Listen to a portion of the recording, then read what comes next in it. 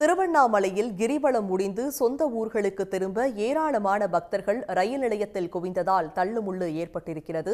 கூடுதல் விவரங்களோடு இணைகிறார் செய்தியாளர் ஐயப்பன். விவரங்கள். நினைத்தாலே முக்தி தரும் ஸ்தலமான திருவண்ணாமலையில் ஒவ்வொரு மாத பௌர்ணமி தினத்தன்றும் லட்சக்கணக்கான பக்தர்கள் கிரிவலம் வந்து அண்ணாமலையாரை வழிபடுவது வழக்கம். அதன்படி ஆவணி மாத பௌர்ணமியானது இன்று அதிகாலை 1:46 மணிக்கு தொடங்கியுள்ளது.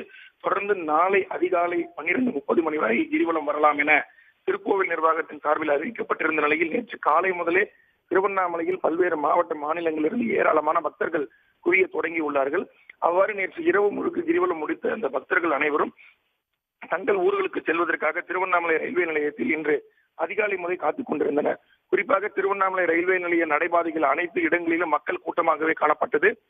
இந்த நிலையில் விழுப்புரத்தில் இருந்து திருவண்ணாமலை மார்க்கமாக திருப்பதி செல்லும் பயணிகள் ரயில் வந்தடைந்தவுடன் அந்த ரயிலில் ஏறுவதற்காக காத்துக் கொண்டிருந்த மக்கள் ஒவ்வொருவரும் முண்டியடித்து செல்லும் காட்சிகளை நம்மால் காண முடிகிறது.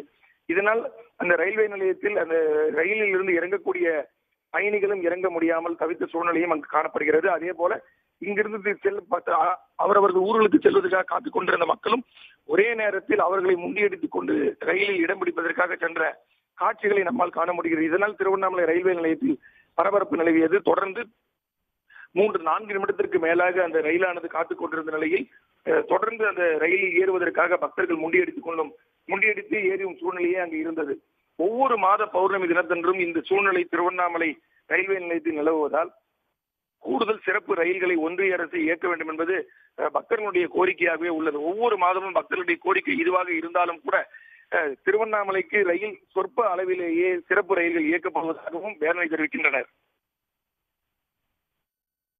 விவரங்களை வழங்கியமைக்கு நன்றி ஐயப்பன்.